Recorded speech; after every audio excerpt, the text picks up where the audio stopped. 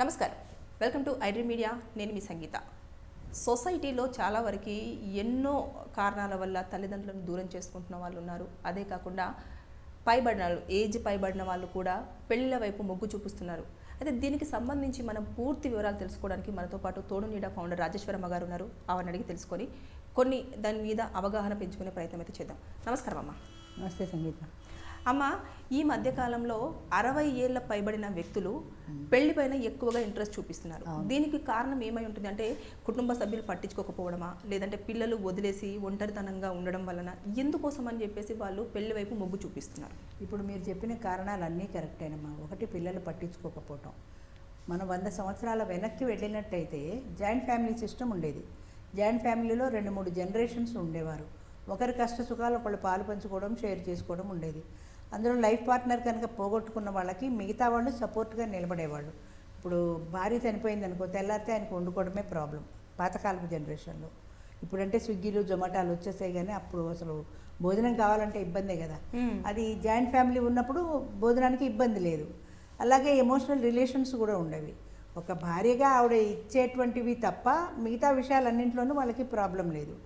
అంచేత సహజంగా ఫ్యామిలీతో వెళ్ళిపోయేది కాబట్టి వాళ్ళకి మళ్ళీ పెళ్లి చేసుకోవాలి, తోడుకోవాలన్న ఫీలింగ్ కూడా ఎక్కువ ఉండేది కాదు. అయితే కాలం మారుతున్న కొద్దీ ఇప్పుడు స్వేచ్ఛ, స్వతంత్రం భావాలు కూడా అందరిలో పెరిగాయి. తర్వాత ఈ న్యూక్లియర్ ఫ్యామిలీ సిస్టమ్ వచ్చిన తర్వాత భార్యాభర్త, పిల్లలే ఫ్యామిలీ అంటే additional members of the family, తాతలు ముత్తాతలు ఎవరు ఇప్పుడు వాళ్ళతో కలిసి ఉండే పరిస్థితి లేదు. పిల్లలు ఉద్యోగరీత్యా దూరాభారాలు వెళ్ళిపోతున్నారు. ఈ భార్యాభర్తల్లో ఒకరు చనిపోతే రెండో వాళ్ళు ఒంటరిగా మిగిలిపోతున్నారు. ఇప్పుడు పిల్లలు ఎక్కడో బొంబాయిలోనో ఢిల్లీలోనో ఉంటారు. వీళ్ళకి అక్కడికి వెళ్ళడం ఇష్టం ఉండదు, లాంగ్వేజ్ ప్రాబ్లం ఉంటుంది, వాళ్ళ సొసైటీ అంతా మారిపోతుంది అక్కడ. అంచేత వీళ్ళు ఈ పాత జ్ఞాపకాలతో ఉన్న పాత ఇంట్లోనే ఇక్కడే జీవించాలనుకుంటారు. పిల్లలు ఉద్యోగాలు వదిలిపెట్టుకుని ఇక్కడికి రాలేరు, వీళ్ళు అక్కడికి వెళ్ళలేరు. ఇప్పుడు ఈ గ్యాప్ వచ్చేసింది. ఈ గ్యాప్తో వీళ్ళ జీవితం వెళ్ళాలి. అదే కనుక వాళ్ళకు ఒక తోడు ఉంటే ముసలావిడ ఏదో కాలక్షేపం చేసుకుంటూ వాళ్ళ ఫుడ్ కానీ షెల్టర్ గురించి కానీ ప్రాబ్లం లేదు వాళ్ళకి. అంచేత ముసలి వాళ్ళు కూడా పెళ్లి వైపుకి మొగ్గు చూపిస్తున్నారు. ఒకటి, ఒంటరితనం అంటే సపోర్ట్, ఫ్యామిలీ సపోర్ట్ లేకపోవటం. 2, ఈ లోన్లీనెస్ పోవాలంటే వాళ్ళకి పని వాళ్ళతోటి ఈవెన్ పిల్లలు ఉన్నా సరే వాళ్ళతో కలిసి 24 అవర్స్ గడపలేరు కదా. అంచేత వాళ్ళ తోడు వాళ్ళకుంటే వాళ్ళ కాలక్షేపం, వాళ్ళ జనరేషన్ కూడా సరిపోతుంది. ఈ 60 ఏళ్ళవాడు 20 ఏళ్ళవాడిని పెళ్లి చేసుకుంటే జనరేషన్ గ్యాప్ వచ్చేస్తుంది, అభిప్రాయాలు కలవు. అంచేత ఆ ఏజ్ వాళ్ళని చేసుకుంటే వాళ్ళకి సూట్ అవుతుంది. కాబట్టి పార్ట్నర్ని పోగొట్టుకున్న వాళ్ళు రెండో పార్ట్నర్ని వెతుక్కుంటూ బయటకు వచ్చారు. ఇప్పుడు తోడు నీడ సంస్థ ఉంది. తోడు నీడ సంస్థ నేనే స్టార్ట్ చేశాను. చేసిన తర్వాత 50 ఇయర్స్ దాటిన లేడీస్కి కూడా ఇందులో అవకాశం ఉంది. ఒకప్పుడు 70 ఏళ్ళు వచ్చినా, 80 ఏళ్ళు వచ్చినా 20 ఏళ్ళ ఆడదాన్నే పెళ్లి చేసుకునేవారు. అది పెళ్ళే కాబట్టి ఎవరు తప్పు పట్టలేదు. ఆ 20 ఏళ్ళ ఆడది కూడా ఈ భర్తనే సేవించుకుంటూ తప్ప వాళ్ళకి వేరే ఆలోచనలు, వేరే భావాలు లేవు. ఇప్పుడైతే అర్జెంటుగా వాడిని పక్కనకు పట్టుకోబెట్టేసి ఆవిడ దారి ఆవిడ చూసుకునే రోజులు వచ్చేసాయి.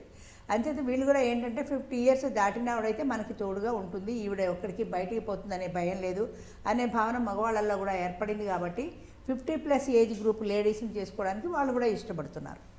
అట్లాగే 50+ ఏజ్ గ్రూప్లో ఉన్న లేడీస్ కూడా వాళ్ళకు ఒక తోడు కావాలి కాబట్టి 60 అలాగా ఆ ఏజ్ వాళ్ళని వాళ్ళు కూడా చేసుకుని వాళ్ళ కాలక్షేపం వాళ్ళు చేస్తున్నారు. ఇందులో ఏంటంటే తోడు నీడ అనడంలో, తోడు నీడ అయినా అసలు నువ్వు చెప్పినట్టు జనరల్ అయినా కూడా ఒకరికొకరు తోడుగా ఉండటం అనేది ప్రధానమైన అంశం. 60 ఏళ్ళు దాటిన వాళ్ళు ఈ వయసులో పిల్లల దగ్గరికి వెళ్ళలేరు. వెళ్ళినా అక్కడ వాళ్ళ కాలక్షేపం వాళ్ళకి ఉండదు. పిల్లలు వీళ్ళతో కలిసి సమయం పెట్టేంత టైములు వాళ్ళకి లేవు. కాబట్టి వీళ్ళ కాలక్షేపం వీళ్ళు చేయడానికి వీళ్ళకి జోడీ ఒకళ్ళు కావాలి. అంచేత పెళ్లి చేసుకుంటే ఆ లైఫ్ పార్ట్నర్తో లైఫ్ లీడ్ చేయొచ్చు అనే ఉద్దేశంతో వాళ్ళిద్దరూ ఒకటవుతున్నారు. పిల్లలు ఒప్పుకుంటారా అమ్మ? అంటే ఈ ఏజ్లో, అవును, ఈ ఏజ్లో పెళ్ళిళ్ళు అనేసరికి సొసైటీ ఏమనుకుంటుందో, బంధువులు ఏమనుకుంటారో మరి అని చెప్పేసి వచ్చిన కోడలైనా లేదంటే అల్లుడైనా కూడా యాక్సెప్ట్ చేస్తారు కూడా సోషల్ స్టిగ్మా ఉందమ్మా. అయితే నాకు ఇప్పటికీ అర్థం కాని ఏంటంటే 60 ఏళ్ళ వాళ్ళు, 70 ఏళ్ళ వాళ్ళు, 20 ఏళ్ళ వాళ్ళని, 30 కూడా లేదు, 20, 25, 16 ఏళ్ళ వాళ్ళని పెళ్లి చేసుకున్న దేశం మనది. ఏనాటి నుంచో ఉన్నది. ఈ పెళ్ళికి ఇప్పుడు పిల్లలు ఎందుకు అడ్డుపడుతున్నారు? అదే నాకు అర్థం కాని విషయం. ఇప్పుడు స్త్రీ 50 ఏళ్ళు దాటిన స్త్రీ ముందుకు రాలేదు, కానీ 60 ఏళ్ళు దాటిన పురుషుడు 20 ఏళ్ళ వాళ్ళని పెళ్లి చేసుకున్న దేశంలో ఉన్నాం కదా మనం. మరి ఇప్పుడు పెళ్లి చేసుకుంటారంటే వాళ్ళకి ఎందుకు అడ్డొస్తున్నారు పిల్లలు? సోషల్ స్టిగ్మా అంటే సొసైటీ ఏమనుకుంటుంది, పిల్లలు ఏమనుకుంటారు, వాళ్ళు ఏమనుకుంటారు, బంధువులు ఏమనుకుంటారు, స్నేహితులు ఏమనుకుంటారు. ఇప్పటికి కూడా మేము తోడు నీడలో ఆ సోషల్ స్టిగ్మా వల్ల చాలా ఇబ్బందులు పడుతున్నాం. పెళ్లి చేసుకుంటారు ఇద్దరు, వాళ్ళ జీవితం వాళ్ళు గడుపుతుంటారు. ఇప్పుడు మీ టీవీ ఛానల్ వాళ్ళు ఎవరైనా జంటను రమ్మన్నారనుకో, వాళ్ళని రమ్మంటే వాళ్ళు రారు. ఒకవేళ వాళ్ళు వచ్చిన టీవీ ఛానల్లో మీరు వేసిన తర్వాత అది చుట్టాలు చూసి ఫోన్ చేసి తిడతారు వాళ్ళని. ఇప్పుడు మా దాంట్లో మొన్న పెళ్ళయింది ఒకళ్ళకి, వాళ్ళు ఒక టీవీ ప్రోగ్రామ్ ఇచ్చారు, బాగా పోయింది అది. అది ఏదో ఛానల్ నాకు గుర్తులేదు, బాగా పోయింది అది. రవి వాళ్ళ మిస్సెస్ చేసింది అది. అయితే అది పోయిన తర్వాత చుట్టాలు వాళ్ళ పిల్లలు చూసి ఫోన్ చేసి వాళ్ళని తిట్టారు. మీరు పెళ్లి చేసుకున్నారు, మీ జీవితం బాగుంది, కానీ మీరు ఇంత పబ్లిసిటీ ఇవ్వడం అనవసరం, నోరు మూసుకొని ఇంట్లో కూర్చోండి, మీరు టీవీలో పబ్లిసిటీ ఇవ్వాల్సిన అవసరం లేదు అని పిల్లలు తిట్టారు. ఇప్పుడు వాళ్ళని ప్రోగ్రామ్కి రమ్మంటే వాళ్ళు రావట్లా. వాళ్ళు అదే చెప్తున్నారు, మా పిల్లలకి ఇష్టం లేదండి. అయితే పిల్లలకి ఇష్టమై పెళ్లి చేసుకున్నారా మీరు? అప్పుడు కూడా పిల్లలు వద్దన్నారు, వాళ్ళ మాట విన్నారా మీరు? అంటే మీ ఇద్దరు అవసరం కాబట్టి అప్పుడు పిల్లల్ని కాదన్నారు. ఇప్పుడు ఇది మా అవసరం కాబట్టి మేము రాలేమో, మా పిల్లలు తిడుతున్నారు, మేము చెయ్యమో అంటున్నారు. అంతే కదా. అంచేత ఈ సోషల్ స్టిగ్మా విపరీతంగా ఉంది. ఈ రోజుకి కూడా ఆ సోషల్ స్టిగ్మా వల్ల బయటికి రాలేని, పెళ్లి చేసుకుని కూడా బయటికి రాలేని జంటలు చాలా మంది ఉన్నారు. కాదమ్మా, ఇప్పుడు పిల్లలు పట్టించుకోరు, ఒంటరితనంతో వాళ్ళు మనోవేదన పడుతూ ఉంటారు. ఆ సమయంలో ఒక తోడు కోసం వాళ్ళు చేసిన పని మంచిదే కదా, వాళ్ళు ఏం తప్పు చేయలేదు కదా. తప్పు చేయనప్పుడు వాళ్ళు భయపడాల్సినంత అవసరం లేదు కదా, వాళ్ళు ధైర్యంగా పెళ్లి చేసుకున్నారని చెప్పుకునే స్వేచ్ఛ కూడా లేదా? నేను ఒక సీనియర్ సిటిజన్ అసోసియేషన్ మీటింగ్కి వెళ్ళాను. మీటింగ్లో ఈ తోడు నీడా గురించి చెప్తున్నప్పుడు ఒక ఆయన అబ్జెక్షన్ రైజ్ చేశాడు. ఏంటంటే, మీరు చెప్తున్నారు బాగానే ఉంది, పిల్లల్ని కాదని మేము పెళ్లి చేసుకుంటే రేపు పొద్దున వాడు చస్తే నా తలకొరు పెట్టడు, వాడు తలకొరు పెట్టడు, నాకు ఉత్తమ గతులు ప్రాప్తించవు, వాడు తలకొరు పెట్టకపోతే నాకు ఉత్తమ గతులు ప్రాప్తించవు అనే ఒక సెంటిమెంటు, మూఢనమ్మకాలు తప్ప ఈ రోజు నీకు తిండికి గతి లేదు, భార్య లేక నువ్వు వండుకు తింటే కానీ నీకు నోట్లో ముద్దెళ్ళే పరిస్థితి లేనప్పుడు చచ్చిపోయిన తర్వాత వచ్చే ఉత్తమ గతులు ఎందుకు? నాకు ఈరోజు కూడా అమ్మ నవ్వుతారు కానీ చెప్తే ఎందుకు అర్థం కాదంటే, నువ్వు చచ్చిపోయిన తర్వాత నీ సోల్ నీ నుంచి వేరు పడిపోయింది, ఇక్కడ మిగిలింది బాడీ ఒకటే. ఈ బాడీ తలకరు నీ కొడుకే పెట్టాడో, పక్కింటాడు పెట్టాడో, మున్సిపాలిటీ వాడు పెట్టాడో ఏం తెలుస్తుంది? నీకేం తెలియదు కదా. చచ్చిపోయిన తర్వాత ఎవడు తలకరు పెడితే ఏంటి అన్నది ఒప్పుకోరు. కొడుకే పెట్టాలి, ఉత్తమగతులు కావాలి. పిల్లలు లేని వాళ్ళు దత్తత చేసుకుని మరీ కొడుకుని తెచ్చుకుంటారు, ఎందుకంటే వాడు తలకొరుగు పెడితే ఉత్తమగతులు వస్తాయని. ఉత్తమగతులు వస్తాయో లేదో నాకు తెలియదు, కానీ ఇప్పుడు మాత్రం ఇన్ని బాధలు పడుతున్నారు. పెళ్లి చేసుకుంటే పిల్లలు హర్షించరు. పిల్లలు ఎందుకు హర్షించరు? ఒకవేళ పిల్లలు హర్షించినా కూడా చుట్టాలు హర్షించరు. చుట్టాలు ఫోన్లు చేసి, ఎరా మీ అమ్మ ఇలా పెళ్లి చేసుకుందిరా, మీ నాన్న ఇలా పెళ్లి చేసుకున్నట్ట అని అడుగుతారు. కాకులు పొడిచినట్టు పొడిచే సమాజానికి ఈ రోజుకి పిల్లలు భయపడుతున్నారు, పేరెంట్స్ భయపడుతున్నారు. అంతేగాని నా జీవితం నా ఇష్టం అని చెప్పే ధైర్యం తల్లిదండ్రులకి లేదు. మా అమ్మ నాన్న సుఖంగా ఉండాలనుకున్నాం, మా అమ్మ ఒంటరి అయిపోయింది కాబట్టి ఆవిడ తోడు చూసుకుంది, మేమే చేసాము అన్న ధైర్యం పిల్లలకి లేదు. సమాజానికి వెరుపు ఇప్పటికీ ఉంది. ఆ సోషల్ స్టిగ్మా నుంచి బయటపడాలన్నదే నా ప్రయత్నం కూడా. 15 సంవత్సరాల నుంచి చేస్తున్నాను, కానీ ఇప్పటికీ ఇంకా ఆ భయంలోనే ఉన్నారు జనం. మీడియాకి రమ్మంటే రారు, మీడియా ముందు చెప్పమంటే మాట్లాడరు, అసలు వచ్చి ఫోటోలు తీస్తే ఒప్పుకోరు. అక్కడ అప్పుడు మీటింగ్ అవుతుంది అనుకో, ఎవరైనా వచ్చి కార్యక్రమం మేము షూటింగ్ తీసుకుంటామంటే మొహాలు ఇలా పెట్టేసుకుంటారు, అడ్డం పెట్టేసుకుంటారు, వాళ్ళ మొహం కనపడకూడదని. అంటే తప్పు చేస్తున్నామన్న ఫీలింగ్ మీకు ఎందుకు? నేను అడిగేది అది. నువ్వు తప్పు చేస్తున్నావు అమ్మమ్మో అది కాబట్టే మొహం ఎవరు చూడకూడదు అనుకుంటున్నావు. నువ్వు పెళ్లి కోసం వచ్చావు, తప్పేముంది? లా యాక్సెప్ట్ చేసింది, మీకు ఇదేంటిది శాస్త్రం యాక్సెప్ట్ చేసింది, ఇంక మీరు దేనికి భయపడాలంటే ఏమోనండి మాకు ఇష్టం ఉండదు, మేము 10 మందిలోకి వెళ్ళాం అనే భయాలు ఇప్పటికీ సోషల్ స్టిగ్మా ఉంది. దానివల్ల ఎంతోమంది బయటకు కూడా రావటం లేదు. వాళ్ళకి రేపటి రోజుల్లో మరి ఇబ్బందులు రావమ్మా? అంటే ఇలా గుట్టుచాటుగా ఉండాలి అనుకుంటే రేపు పెళ్లి చేసుకున్నా కూడా భార్య అని సొసైటీకి తెలియదు, భర్త అని సొసైటీకి తెలియకుండా ఉండడం వల్ల వాళ్ళు అన్ఎక్స్పెక్టెడ్గా చనిపోతే వాళ్ళ పిల్లలు ఒకవేళ రాకపోతే సిచ్యువేషన్స్ ఇంకోలా ఉంటాయి కదా. అవును, అది రేపో ఎల్లుండో జరిగే దాని గురించి ఇవాళ ఎవరు ఆలోచించట భవిష్యత్తు గురించి. ఇవాళ వర్తమానం ఒక్కటే. మాకు ఒక మెంబర్స్ ఉన్నారు, వాళ్ళు పెళ్లి చేసుకున్నారు, మీడియా ముందుకు రమ్మంటే రాలేదు. వాళ్ళు ఏం చెప్పారంటే, మేము పెళ్లి చేసుకున్నాం, మేము ఈ ఊళ్ళో సినిమాలు, షికార్లు, హోటళ్ళు అన్నీ తిరుగుతాం, కానీ మేము టీవీకి వస్తే ఆ టీవీ ఛానల్లో రాజమండ్రిలో వస్తుంది, ఏలూరులో వస్తుంది, విశాఖపట్నంలో వస్తుంది. అక్కడ ఉన్న చుట్టాలందరూ చూస్తారు కదా, చూసి మమ్మల్ని అడుగుతారు కదా నువ్వు పెళ్లి చేసుకున్నావా అని. అంచేత వాళ్ళందరికీ తెలియడం మాకు ఇష్టం లేదు. మరి మీరు ఫంక్షన్స్కి వెళ్ళరా అంటే, నా తరఫు ఫంక్షన్లకి నేను ఒక్కదాన్నే వెళ్తాను, ఆయన్ని తీసుకెళ్ళాను. అలాగే ఆయన తరఫు ఫంక్షన్లకి ఆయన ఒక్కడే పెడతాడు. అంటే పబ్లిక్ దృష్టిలో వాళ్ళు సింగిల్స్ మాత్రమే అని పబ్లిక్ని మోసం చేస్తున్నారు వాళ్ళు. వాళ్ళిద్దరూ కలిసే ఉంటున్నారు కానీ కలిసి వెళ్ళరు సోషల్ స్టిగ్మా వల్ల. అంచేత నేను విడిగా పెడతా, ఆయన విడిగా పెడతారు, ఎవరు చుట్టాలు వెళ్ళక వాళ్ళు పెడతాం, వచ్చేస్తాం అంతే. మేము మాత్రం కలిసే ఉంటాం. కానీ సొసైటీ అంటే భయం. ఈ భయంలోంచి బయటికి రావాలి జనం. నా జీవితం నాది. నేను ఎప్పుడూ చెప్తాను, ఏ సొసైటీ నీకు వచ్చి నీకు టైఫాయిడ్ జ్వరం వస్తే 10 రోజులు సేవ చేస్తుంది, నీకు ఆలో చెయ్య విరిగితే ఏ సొసైటీ వచ్చి నీకు సాయం చేస్తుంది? అంచేత మీ జీవితం మీరు చూసుకోవాలి కదా. నా పెళ్ళి నేను చేసుకున్నాను, తప్పేంటి? ఇప్పుడు నేనున్నాను, నేనే ప్రత్యక్ష సాక్షిని, 15 సంవత్సరాలుగా ఉంటున్నాను. మరి నన్ను ఎవరు అడగరే? నేను తిరిగి జవాబు చెప్పగలను కాబట్టి. ఆ జవాబు మీరు చెప్పలేరు కాబట్టి మీరు భయపడుతున్నారు. అంటే చెప్పే ధైర్యం లేక చాలా మంది దాక్కుని పెళ్లి ఖచ్చితంగా చెప్పే ధైర్యం లేకనే. మాకు రాజశేఖర్ అనే ఒక పోలీస్ కమిషనర్ ఉండేవారు. ఆయన వాళ్ళ బంధువులు ఆవిడని, ఒక 50 years దాటిన ఆవిడని పెళ్లి చేసుకుందాం అనుకున్నారు. ఆ పెళ్ళికి బంధువులు ఒప్పుకోవాలా. నువ్వు పెళ్లి చేసుకోవాలంటే ఎవరినైనా చేసుకో, కానీ ఈ అమ్మాయిని చేసుకోవడానికి వీల్లేదు. ఈ అమ్మాయిని చేసుకుంటే మన బంధువులందరిలో మనకి పరువు పోతుంది, అప్రదిష్ట. ఎందుకు పోతుందంటే అందరూ నవ్వుతారు, ఈవిడికి 50 ఏళ్ల వయసులో ఇప్పుడు పెళ్ళి ఏంటని. అదొకటి. 50 ఏళ్ల వయసులో ఇప్పుడు పెళ్ళేంటి? 50 ఏళ్ల వయసులోకి 25 ఏళ్ల వయసుకి తేడా ఎప్పుడూ చెప్తాను నేను. పిల్లల్ని కనడం ఒక్కటే కదా తేడా. పెళ్ళి అంటే పిల్లల్ని కనడం కోసం మాత్రమే కాదు, వాళ్ళిద్దరూ కలిసి జీవించడానికి, ఒకరి కష్ట సుఖాలు ఒకరు పంచుకోవడానికి, నీకు నేనున్నాను అనే భరోసా చెప్పడానికి. అన్నీ మానేస్తారు. 50 ఏళ్ళకి ఇప్పుడు పెళ్ళి ఏంటండి అసహ్యంగాను అంటారంతే. ఆ భావన పోవటం జనాల్లో.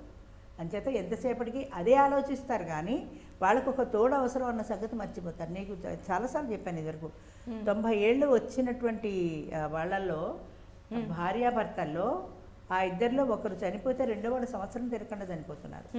80 ఏళ్ళు దాటిన ముసలావిడ చచ్చిపోతే ఆయన ఏం చూసి బెంగ పెట్టుకున్నాడంటే 50 ఏళ్ల వైవాహిక జీవితం వాళ్ళది. ఆయన ఫుడ్ షెల్టర్ ఇవాళ ఉండొచ్చు, కానీ ఆవిడతో కలిసి గడిపిన క్షణాలు ఆవిడని పోగొట్టుకున్నది, ఆ మిస్ అవుతున్న ఫీలింగ్ ఆయనలో చాలా ఉంది. కానీ బయటికి చెప్పుకోలేడు, అందరు నవ్వుతారు కాబట్టి. అది లోపల పెట్టుకుని మనోవ్యాధితో మంచం బట్టి సంవత్సరం తిరగకుండా చనిపోతున్నారు. అలాంటి వాళ్ళు మా బంధువుల్లో 2-3 ఉన్నారు. సో అంచేత ఒక మానసికమైన తోడు కావాలి 50 సంవత్సరాల తర్వాత. ఆ తోడు కోసమనే వాళ్ళు బాధపడుతున్నారు, ఆ తోడు కోసమనే వాళ్ళు తోడు నెడకు వస్తున్నారు. అంచేత ప్రతి ఒక్కరికి కూడా తోడు అనేది అవసరం అమ్మా. అది తోడు అనేది పర్మనెంట్ రిలేషన్ భార్య అయితేనే చేయగలదు. నువ్వు జీతం ఇచ్చి ఎంతమందిని పెట్టుకున్నా వాళ్ళ డ్యూటీ వాళ్ళు చేస్తారు, డ్యూటీ అయిపోయి వెళ్ళిపోతారు. ఓకే, వాళ్ళ సంబంధం ఉండదు, ఎమోషనల్ రిలేషన్ ఉండదు కదా వాళ్ళ మధ్య. 60 ఏళ్లలో ఒంటరితనం. అంచేత 60 ఏళ్లలో ఒంటరితనం భరించలేక ఒక తోడు కోసం చేసుకోవడం ఒకటి. పిల్లలతో కలిసి ఉంటే వాళ్ళకి భావన రాదు, నాకు తోడు కావాలి అని. ఎందుకంటే పిల్లలతో కలిసి ఫుడ్ షెల్టర్, మనవాళ్ళు మనవరాళ్ళు అందరితో కలిసి జీవిస్తారు కాబట్టి వాళ్ళకంత ఆ గ్యాప్, ఆ లోన్లీనెస్ తెలీదు. అంచేత ఎప్పుడైతే పిల్లలు దూరంగా ఉన్నారో వీళ్ళు తప్పనిసరిగా ఒక తోడు వెతుక్కోవాల్సి వస్తుంది. అది పిల్లలతో ఉంటే రాకపోవచ్చు బహుశా, కానీ ఈ లోన్లీనెస్ భరించలేక ఒక తోడు వెతుక్కుంటున్నారు. అదైతే తప్పనిసరి, ఎవ్వరూ కాదనిలేని నిజం అది.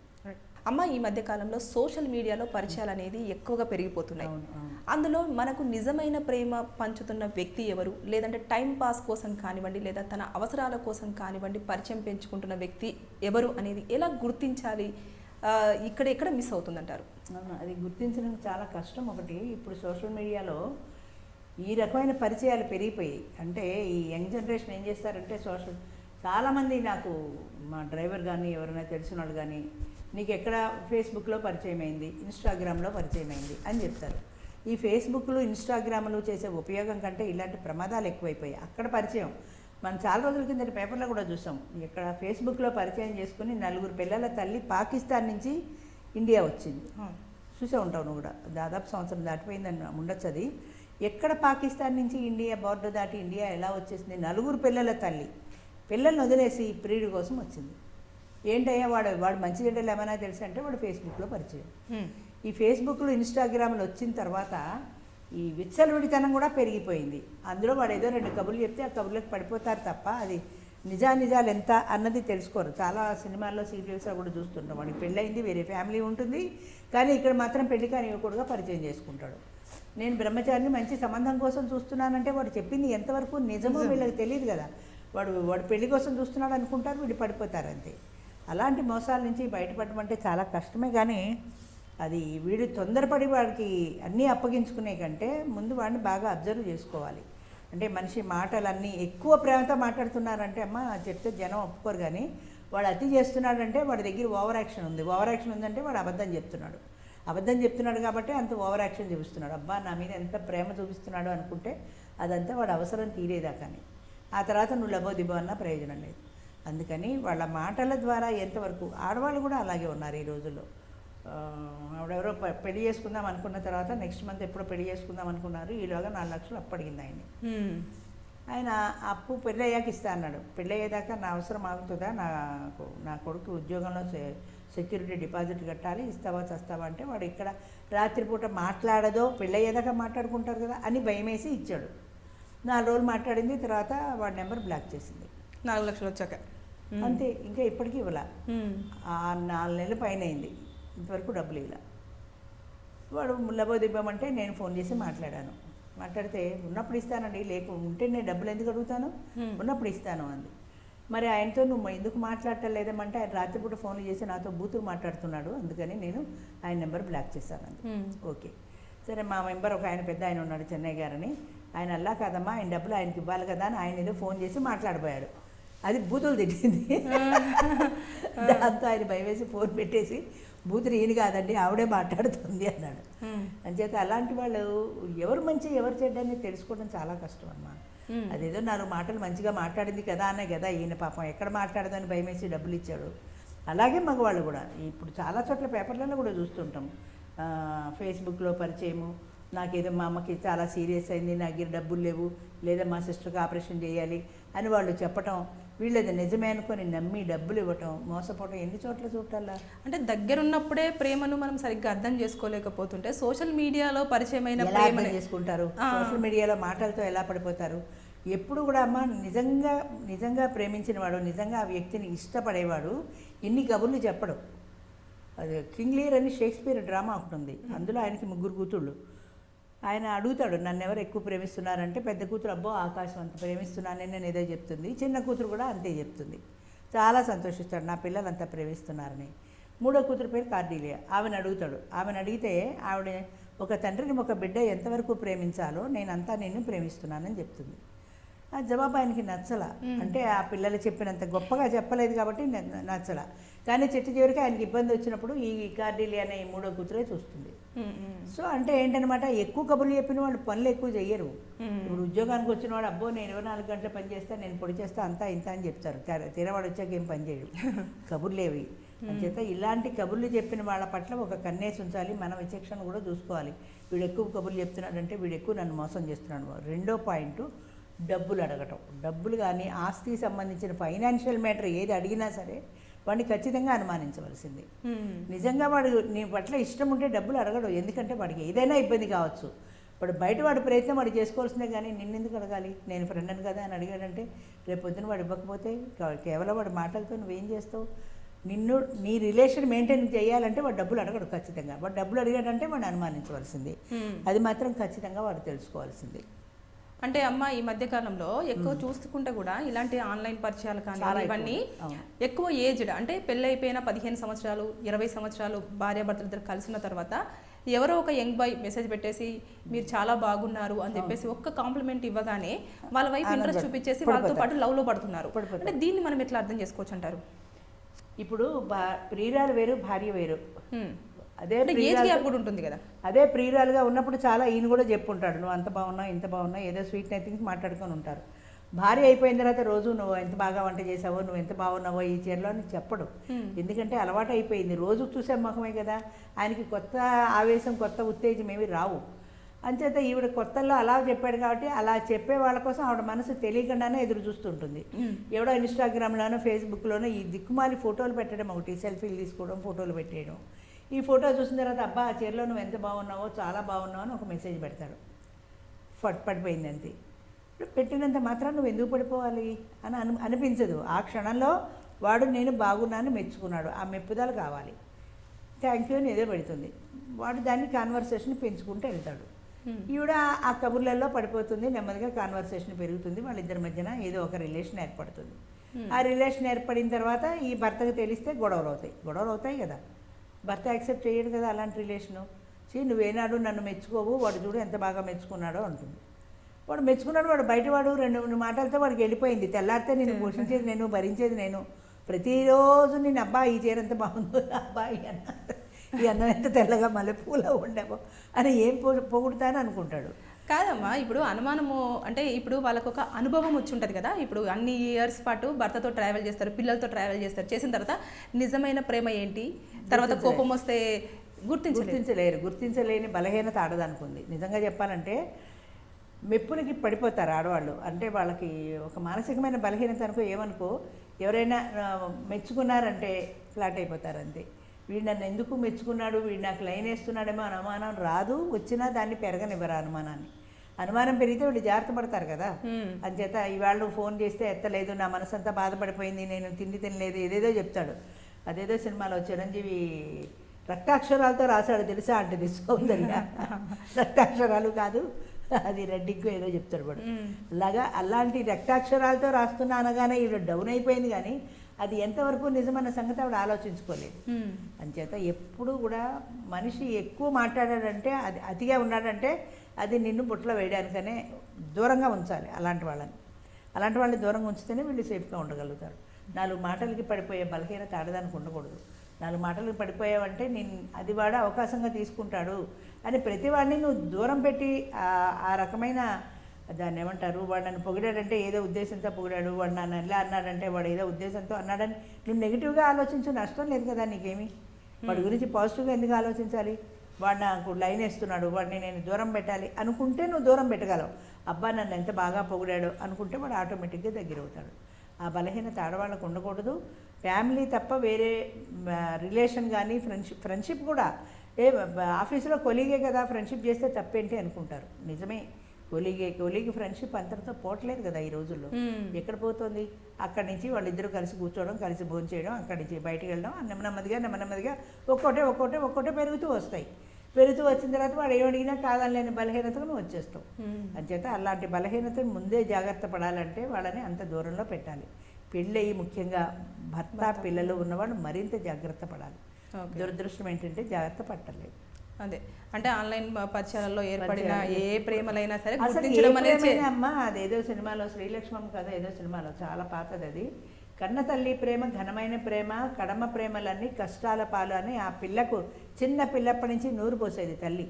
అంటే కన్న తల్లి ప్రేమను మించిన ప్రేమ లేదు, మిగతా ఏ ప్రేమలైనా కష్టాల పాలు చేసేవే నిన్ను అని.